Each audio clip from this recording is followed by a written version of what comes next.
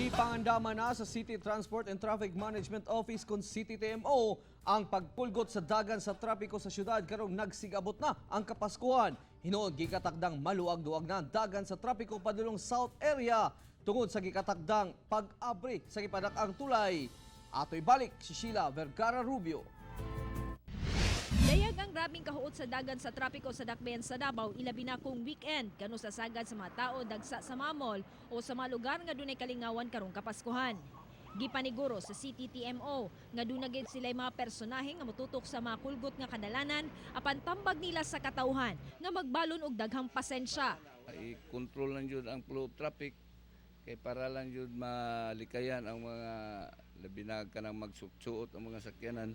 Ang disgrasya ba kay mag-ilog-ilog magud. Ay importante lang nga naa jud tay City TMO personnel sa area. Usa sa pinaka-traffic maong southbound kung diin ginapadak-an ang tulay sa may ulas. Sigon sa Department of Public Works and Highways 11, nga abrihan na nila ang duha ka lane sa tulay sa unang semana sa Disyembre aron dako kining tabang karong Kapaskuhan.